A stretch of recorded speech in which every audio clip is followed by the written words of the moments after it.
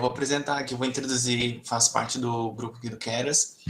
Eu vou introduzir um pouco o que é o Keras, na verdade, as características dele, o princípio, né, utilização, e um pouco também sobre a Deep Learning. Então, vou começar aqui já. E se minha câmera aqui apagar tudo aqui, é porque eu tô dando um probleminha com ela aqui, mas eu vou continuar aqui, tudo bem? Acho que sim. Então, vamos lá, então. Bom, primeiro eu vou introduzir o que é o Keras, né? Bem, o Keras é uma das principais APIs de redes neurais de alto nível. Ele é escrito em linguagem Python, né? Oferece suporte a vários mecanismos de computação em rede neural e back-end. Para quem não sabe, eu também não sabia que era back-end, front-end, depois eu pesquisei, dei uma olhada lá, mas que back-end, né? Back-end se relaciona com o que está por trás das aplicações desenvolvidas na programação, ou seja, o programador. Ou seja, tudo que dá estrutura e apoio às ações do usuário e da máquina é chamado de back-end. Só para dar uma pequena introdução mesmo que é back-end. Mas tem mais que isso, é back-end, front-end, enfim. Várias aplicações aí que pode ser chamadas. Bom, mas eu vou falar aqui as principais características do Keras, né? Primeiro, ele é rápido, ele é flexível, ele é simples e poderoso, vamos dizer assim, né? No site mesmo em inglês está falando powerful, né? Então, poderoso, né? E essas características são interessantes porque o Keras foi desenvolvido para ser amigável, né? Para ser mais inteligível possível você programar em camadas e tudo mais. Ou seja, isso, exatamente. Vai ter uma comparação ali, depois meus colegas para frente vão falar um pouco do TensorFlow e o Keras. Bom, mas como eu estava dizendo, ele foi criado para ser amigável, né? Modular e fácil de estender e trabalhar com Python. E tem até um slogan, eu acho que pode dizer assim, que acompanha com Python, que é feito para humanos e não para máquinas. Não sei se vocês já perceberam, até tem no site mesmo aqui do Keras. Site não, eu peguei no... foi no site do Keras mesmo. Tá lá, feito para humanos e não para máquinas, né? Dá para entender assim, que era exclusivo das máquinas, né? Mas fica bem difícil também. Uma pergunta em aberto. Bom, mas para perguntar, mas por que usar o Keras, né? Bom, as principais razões para se usar o Keras é com as suas características, né? Principalmente por ser amigável, como tinha dito anteriormente. Além da facilidade de aprendizado e construção, o Keras oferece vantagens, né, de ampla utilização e suporte para uma extensa gama de opções de implementação. Você pode ter opções de integração com pelo menos 5 mecanismos de back-end. Esse mecanismo de back-end eu falo assim, que é o TensorFlow, tem o CMKT, o Tiano, não sei como é a pronúncia dele, o MXNet e o PlayDML, né? E um forte suporte para vários GPUs e treinamento distribuído, que eu posso falar assim, né? Que essas são as características do Keras, né? Bom, mas antes de falar mesmo do Keras, eu preciso falar também que ele trabalha, né? Qual que é o princípio dele, que é a Deep Learning, né? Fazendo uma breve introdução do que é a Deep Learning. Deep Learning é um tipo de Machine Learning, né, que treina computadores para realizar tarefas como seres humanos, né, que inclui reconhecimento de fala, identificações de imagem e previsões. Em vez de organizar os dados para serem executados através de equações pré-definidas, né, o Deep Learning configura parâmetros básicos sobre os dados e treina o computador para aprender sozinho, né, através do reconhecimento de padrões em várias camadas de processamento. É bem interessante isso, porque não vou fugir muito do tema que é o Keras, mas essa semana eu fiz não um treinamento, mas eu fiz um treinamento assim, não com código, mas com a Alexa, né, vamos dizer assim. Eu fiz uma série de perguntas para a Alexa, né, usando gírias para ela, e nessa série de perguntas ela não soube responder algumas perguntas, né, mas depois passou 3, 4 dias, ela conseguiu dar mais ou menos uma resposta que era aquilo que eu estava perguntando, né. Eu fiz esse treinamento, vamos dizer assim, com linguagem neural, né, 2 semanas antes, né. E foi bem interessante porque ela deu uma resposta assim, não muito bem definido o que era aquilo. Por exemplo, usei uma gíria, por exemplo, falei, Alexa, o que significa pisante? Uma coisa que a gente usa, né? A Alexa nem vai saber disso, mas foi bem interessante falar. Aí ela falou, não sei o que é isso, né? E parou. Mas depois de uns 3, 4 dias eu refiz a pergunta para ela o que era um pisante, né? Ela deu uma resposta nada a ver, mas deu para ver que era o reconhecimento mesmo, né? Treinamento de buscar o significado daquela palavra, né? Muitas vezes a Deep Learning mesmo tem várias áreas, né? O principal dela é reconhecimento de fala, né? Reconhecimento de imagens e processamento natural da linguagem natural. Ela não reconhece muitas palavras, por exemplo, igual o Giras, que eu falei para a Alexa, ela não reconheceu muito bem. Mas com o processamento com Deep Learning, ela vai aprendendo o significado, ou pegando os exemplos, ou pegando imagens que significa isso, ou precisando até na Wikipedia e outros sites especializados para ver o que realmente é o pisante, né? Um exemplo disso. Mas o que eu falei, é bem interessante, dando resultados bons, né, com a Alexa. Eu quero fazer também com a Siri, também com o Google Assistente, para ver também se eles dão respostas imediatas ou precisa de um tempo a mais para elas aprenderem e dar outra resposta, vamos dizer assim, mais precisa do que é realmente aquele termo, né, aquela gíria. Bom, mas definindo mesmo o Keras é isso, sabe? E as características realmente são que ele é rápido, flexível, e vocês vão poder ver logo a mais, meus colegas vão mostrar aí para vocês. E simples, né? Além disso, muitas empresas apoiam o Keras, apoiam assim, dão suporte também, tipo o Google, a Amazon, a Apple, também tem a Nvidia, qual outra empresa também que está? Eu não lembro agora, mas são essas grandes empresas de tecnologia aí que utilizam bastante do Keras. Outro exemplo também quero dar aqui também de Deep Learning também com Keras, é que também que eu conheço não, né, tem na internet assim, que eu vi uns vídeos de alguns astrônomos que pegam dados do telescópio Hubble para processar imagens de nebulosas, de galáxias, de planetas.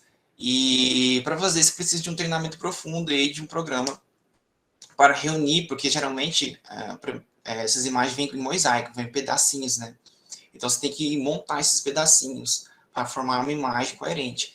Então, para esse processamento, você precisa aprender, ensinar a máquina a fazer juntar essas partes e montar a imagem, também processamento de imagens, que usa muito Deep Learning também. Eu não achei um astrônomo que desenvolveu esse programa em Keras, né?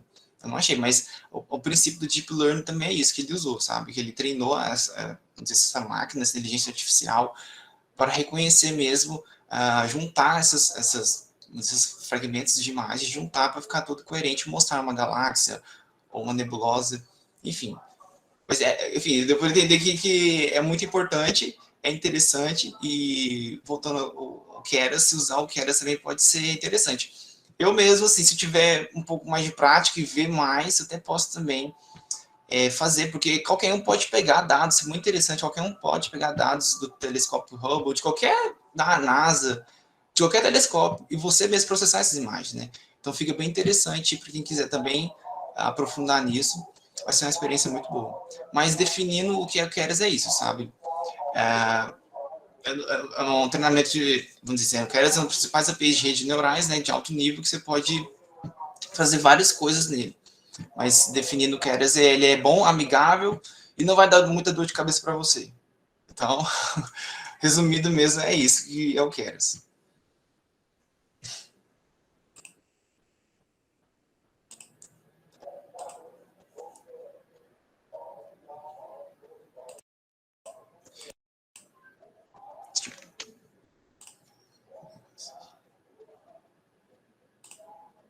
Você vai falar agora, ou Murilo, Letícia? Pode ser, então. Vou para o Keras vs TensorFlow. Okay. Então, tem um motivo para a gente ter colocado, alguns motivos, né, para estar aqui esse tópico. Os dois são produtos da Google, inclusive o Keras foi atribuído, absorvido, como queira chamar, incorporado ao TensorFlow como a API de alto nível oficial, porque o TensorFlow ele é essencialmente de baixo nível, então é colocado o Keras como aí um auxílio. Eu acho que mais do que uma treta, uma colaboração nesse caso. E, inclusive, aqui a gente quer mostrar exatamente onde estão essas diferenças, que elas não são muito fáceis de mostrar. Exatamente por isso que não viram uma treta, não é bem um versus, porque eles não são comparáveis, eles têm níveis de abstração totalmente diferentes e eles têm usos completamente diferentes, né? Existem muitos textos, muitas comparações de desempenho, mas por toda a pesquisa que nós fizemos, o que a gente encontrou foi que a diferença de desempenho, apesar de existir, não é o ponto principal para você decidir se você vai usar o Keras ou se você vai usar diretamente o TensorFlow. Na verdade, o que mais vai definir isso vai ser se você tem qual tipo de aplicação que você está conseguindo fazer, qual tipo de modelo que você está precisando fazer. Se você precisa de uma coisa mais comum, talvez, digamos assim, uma coisa mais usada, que o Keras vai ter uma API que vai te apoiar, que eu vou até trazer mais para frente, ela vai ter APIs que vão apoiar muito bem a criação desses modelos mais comuns, mais simples, digamos assim. Se você precisa de um projeto muito complexo, se você precisa de um projeto muito forte, vai gastar, talvez travar aí o Keras, porque o Keras acaba tendo um peso um pouco maior por ser uma API de alto nível. Talvez seja melhor você investir diretamente no TensorFlow, que vai ter ali talvez uma sintaxe um pouco mais complexa de aprender, que também não é um bicho de 7 cabeças, e ele vai te dar todo o apoio que você precisa. Acho que a diferença é basicamente essa. O que você precisa? Você está iniciando no Deep Learning? Vai para o Keras vai te dar um apoio, o TensorFlow está ali de baixo, te dando todo o suporte necessário, ele já vem, o back-end automático do Keras, quando você chama o Keras, o back-end que vem nele já vai ser o TensorFlow, então você já vai ter esse suporte, esse conjunto trabalhando muito bem. Já se você precisa de uma coisa mais forte, se você talvez vai ter um trabalho um pouco maior para fazer um debug desse seu código, um código muito complexo, talvez vale mais a pena você pular o Keras, ir direto para o TensorFlow, e aí você vai ter um modelo um pouco mais azeitado, digamos assim. Acho que pode passar para o próximo, Murilo. Aí agora eu vou falar sobre... Na verdade, pode ir direto para a arquitetura do Keras. Isso. Vou falar sobre como o Keras funciona, mais no sentido de mostrar módulos principais, é o que os meninos do TensorFlow falaram, como as aplicações são inúmeras, acaba que quando a gente vai falar de módulos principais, a lista é muito grande. Então, aqui a gente decidiu trazer os módulos de construção do Keras. O que você precisa saber, enquanto Keras em si, para poder construir a sua rede neural. Em primeiro ponto, a gente tem as camadas. As camadas são o elemento de base para a construção dessas redes. Ali você vai ter a definição dos parâmetros para poder treinar o seu modelo camada a camada, porque a camada vai ser onde a informação vai ser modificada, onde a informação entra, é modificada, ela modifica parâmetros treináveis e passa para a próxima camada. A ideia é essa, como o Matheus falou, é um sistema multicamadas, o Deep Learning ele é multicamadas. Então, você vai ter essa camada onde vai realmente a informação entrar, ser modificada, modificar parâmetros treinados. Isso vai funcionar através de funções. Quais são essas funções? Quais são esses parâmetros? Isso tudo vai estar na escolha de qual camada você vai usar. E isso é facilitado isso é uma das coisas que é facilitada pelo Keras, né? É uma definição muito simples. Aí pode passar para o próximo, por favor? Que é onde a gente tem os modelos.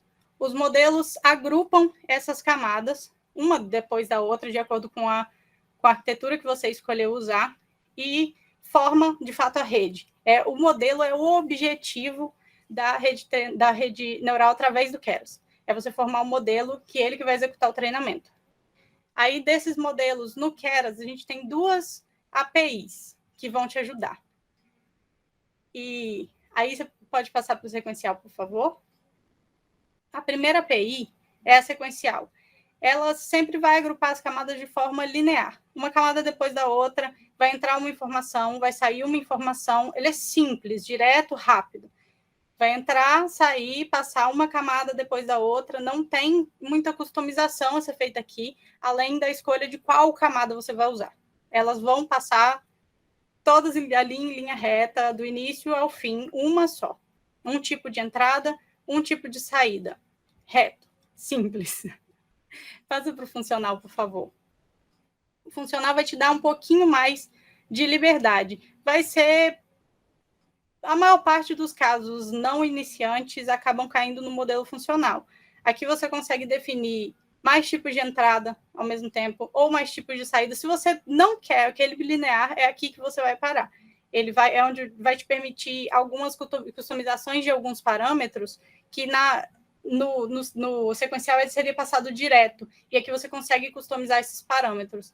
né, que é o tipo de entrada, a quantidade de entradas, esse tipo de coisa vai ser possível ser customizado aqui, e aí você consegue fazer uma rede um pouco mais complexa, onde você consegue fazer sharing de layer, de camadas, onde você consegue passar de uma camada para outra de uma forma não linear, e isso tudo vai te trazer uma possibilidade maior de tipos de modelos e um treinamento mais complexo. Mas, de toda forma, por incrível que pareça, ainda bem simples de ser feito. E passa, por favor, para o subclassing. O Keras ele tem uma questão que pode ser aproveitada aqui. O subclassing ele não é uma API. O Keras ele tem só essas duas APIs de criação de modelos. O subclassing ele é um recurso, quase que um cheat, digamos assim, não bem isso, mas é uma possibilidade de personalização através da alteração do próprio Keras, digamos assim, colocar aspas aí, que não é bem isso. O Keras ele é programado em orientação a objetos, e é disso que se aproveita para fazer o subclassing. É onde você vai pegar, vai herdar uma classe existente do Keras, vai fazer as alterações que forem necessárias para você criar o modelo do seu jeito, do jeito que você precisa. Óbvio que é mais difícil de ser feito, muito mais difícil do que tanto a API, ou, sinceramente, isso já é uma opinião pessoal, do que eu observei de uso. Se for para usar subclassing, é melhor você deixar o Keras de lado e usar o TensorFlow. Essa é uma situação onde eu acho que já não compensa mais usar o Keras. Você começa a fazer muita modificação, essas heranças elas podem te dar um pouquinho de dor de cabeça. Quem já mexeu com orientação a objetos sabe a dor de cabeça que às vezes dá. E esse é um momento onde eu acho que exigir um pouco demais do Keras, tanto que é um recurso pouquíssimo usado na vida real. Esse recurso existe, ele já foi usado para pesquisa, mas ele é pouquíssimo usado na vida real. Ele não é não vale tanto a pena, digamos assim. Dá bastante dor de cabeça. Me passa, por favor. Agora a gente chega em outro ponto que eu considero muito importante do Keras, eu não vejo ser tão falado, não foi muito fácil de conseguir esbarrar neles, por mais fundamentais que eles sejam, que eles são extremamente fundamentais. Sem os módulos de callback, você basicamente não tem controle nenhum sobre o treinamento. E é aqui que você precisa de ter esse controle, até para saber se o seu treinamento está dando certo ou não. Os callbacks, eles vão te dar... É onde você vai entender, saber e conseguir controlar o que está acontecendo. As funções principais de callback que facilitam o dia a dia é parar o treinamento em um determinado ponto de precisão ou de perda. Então, automaticamente, é uma forma de automatizar, ele está ali passando, quando ele chegar num determinado nível de precisão que você precisa, ou quando ele chega num determinado nível de perda que você não quer passar dali, é o momento onde o callback vai ser ativado, porque você já definiu isso, e vai parar o treinamento, deixando o modelo treinadinho do jeitinho que você pediu. A outra, muito, muito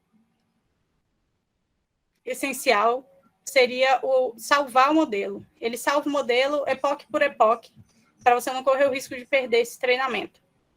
E um outro que é extremamente utilizado, mas que talvez nem seja tão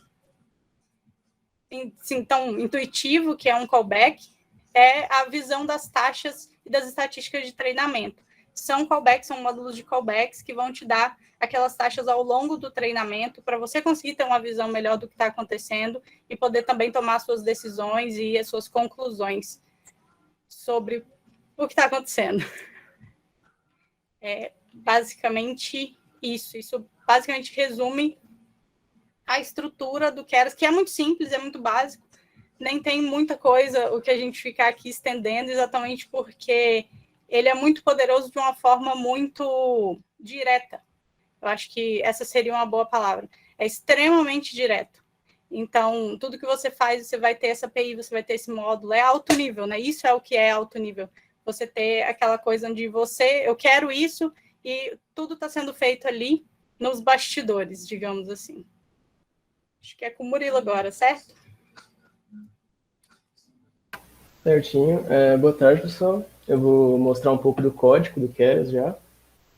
Lembrando aqui que a gente fez um material de apoio também, está aqui explicando basicamente o que a gente falou, e alguns links que a gente vai ter que usar, instalação e tudo mais que precisar. Mas vamos chegar aqui no código mesmo.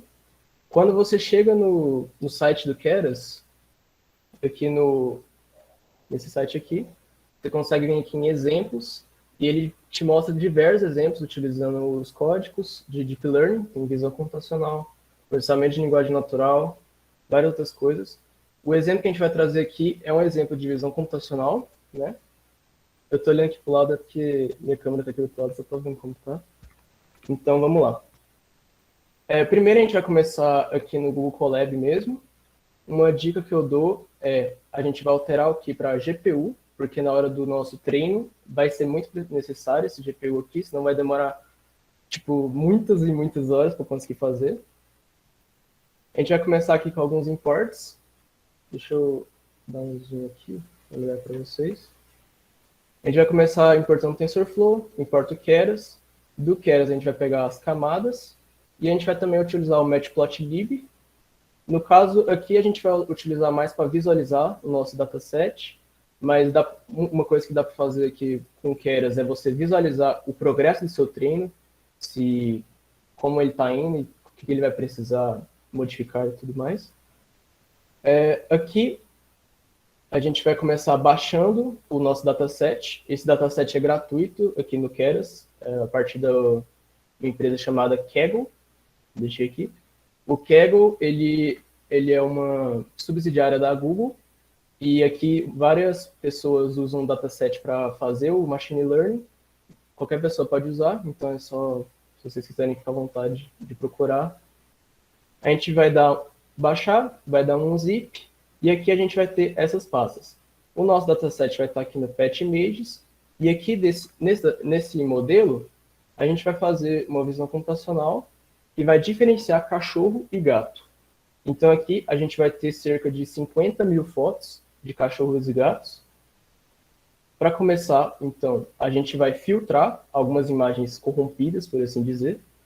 Quando a gente está mexendo com muitos dados, às vezes a gente acaba até baixando dado que não vai precisar. Então aqui no nosso caso a gente vai filtrar todas as imagens que não são JPG, por assim dizer. Vai rodar esse código aqui, ele vai mexer na pasta, vai ver se é o formato que a gente precisa e vai deletar algumas imagens aqui. E agora, para terminar de preparar o dataset, a gente vai pôr aqui Image Size, vai ser um tamanho padrão de 180 pixels por 180 pixels, e um Batch Size, que vai ser necessário para ele configurar o formato que a gente vai estar rodando, certo? A gente vai usar o Preprocessing Image Dataset from Directory do Keras. Ele utiliza esses formatos, então por isso que a gente inclusive teve que fazer esse nosso filtro. Aqui a gente vai separar o treino e a validação. Quando a gente chega aqui no código, a gente vai pôr 0.2 para mostrar que 20% vai ser para validação e os 80% vai ser aqui para treino. Vai pôr uma seed por conta da aleatoriedade que ele vai pegar os arquivos, vai pôr uma seed fixa aqui, e utilizar o image size e o batch size que a gente usou. Aqui na validação vai utilizar o resto das imagens, vai utilizar os mesmos a seed, image size e batch size. Então aqui ficou 18 mil fotos para treino e 4 mil fotos para validação, certo? Aqui, como eu falei do Matplotlib, a gente vai visualizar algumas imagens dos gatinhos e dos cachorros. E como a gente está utilizando muitas fotos já, são cerca de 25 mil. Eu tinha falado 50 mil, 25 mil no caso. Mas aqui a gente ainda vai utilizar um pouco mais para conseguir evitar o overfitting. O pessoal do TensorFlow tinha comentado o overfitting. No caso aqui, esse overfitting é o modelo ficar viciado nas imagens que a gente já tem. Então, para evitar isso, a gente vai usar aqui o random flip nas imagens, e é como se fosse o pessoal do OpenCV, a gente vai rotacionar as fotos, vai mexer um pouco, e vai ficar vai aumentar os nossos dados e vai treinar melhor o nosso algoritmo, certo? Aqui ele está falando das opções de como a gente vai utilizar esse aumento dentro do código. A gente pode pôr durante o código ou aplicar com um map, certo? E como ele fala que como a gente está usando o GPU, é melhor a gente colocar dentro do modelo. Então é isso que a gente vai fazer no caso. Aqui também, uma última, a gente vai configurar para performance. Então aqui o buffer size 32. Eu vou pedir para vocês me perdoarem alguns termos, mas o buffer size, pelo que eu consegui ver, é basicamente quando o computador ele vai acessar a memória. Então aqui a gente vai pôr esse número aqui, para ele poder não perder muito tempo e travar o algoritmo. E está na hora de construir o nosso modelo.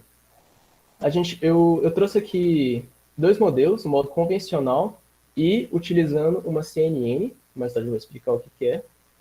No modelo convencional, é o modelo que a maioria dos Deep Learning com Keras vai fazer.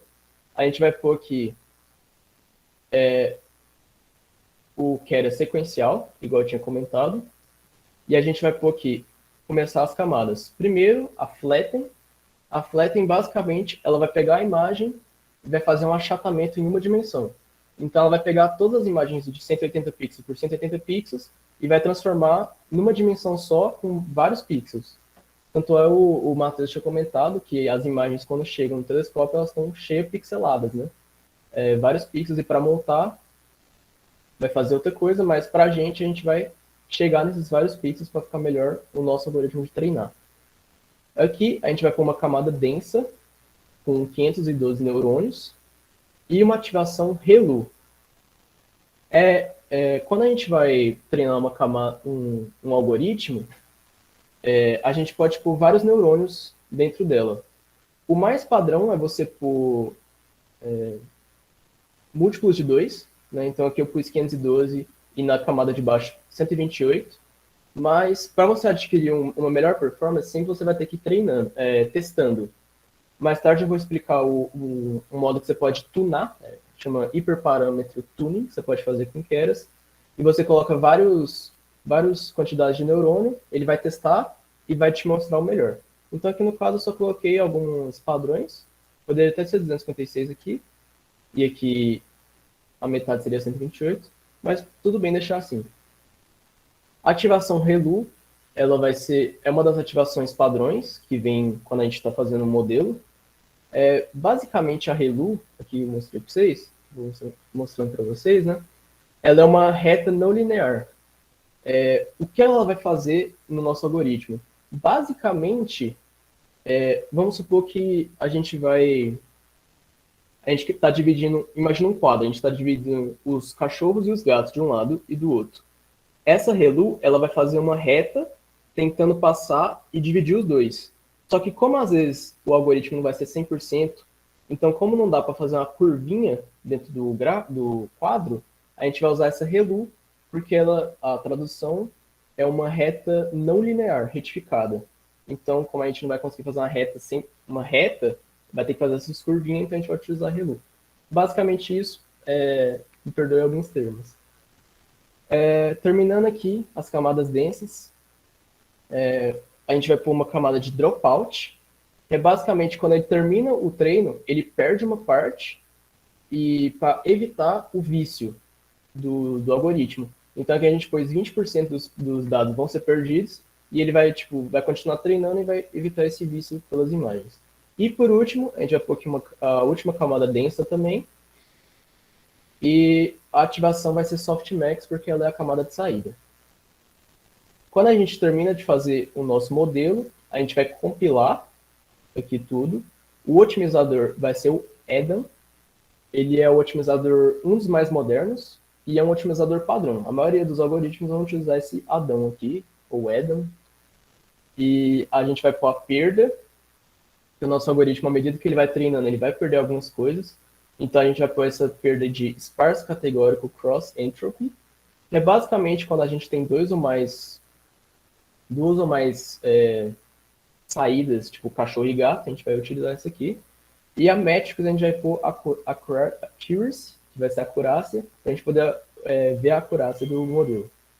E por último, a gente vai treinar o modelo, vai utilizar os dados de treino. As epochs, só a quantidade de vezes que eles vão treinar. Eu pus um padrão de 1 aqui, vocês vão entender depois.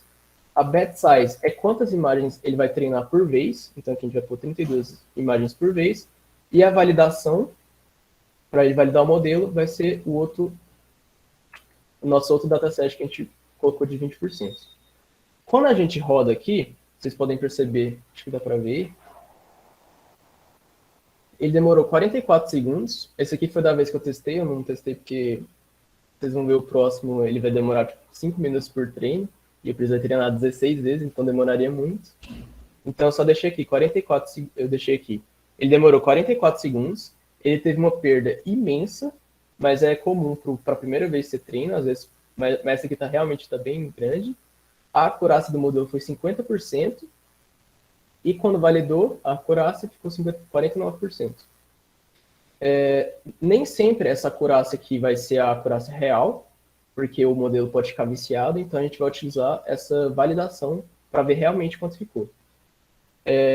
Aí eu puxei uma foto aqui para mostrar para o algoritmo realmente se ficou em 50%, e dá para ver aqui que o algoritmo simplesmente chutou se era um cachorro ou um gato. Nesse modelo, às vezes acontece de realmente não ficar bom a acurácia. Justamente porque você é um pouco limitado pelas camadas densas, e como você está vendo pixel por pixel, às vezes o modelo vai se confundir e não vai conseguir pegar uma acurácia muito grande. O que eu trouxe esse outro modelo aqui é um modelo de CNN. Vocês podem ver aqui, o modelo CNN é basicamente... Chutou cachorro, não, chutei cachorro não. No computador. Basicamente, o CNN ele vai ser um algoritmo que vai, em vez de ver pixel por pixel, ele vai ser uma espécie de grade de pixel que vai visualizar a imagem. Então, por exemplo, em vez de ver um pixel por um pixel, ele vai fazer, por exemplo, um quadro de 9 por 9 e vai ver a imagem e vai pegar muito mais características e ficar melhor. Certo? Esse modelo aqui, vocês podem ver que o código é bem extenso. Ele é um modelo, vamos supor, um modelo BB do Exception, que é um modelo mais treinado de CNN. Eu não vou entrar muito nos detalhes, tem um material de apoio sobre esse modelo aqui, vocês podem ver. Mas aqui, ó, nesse Conv2D, seria o Conv de convolucional, 2D, porque é uma imagem 2D.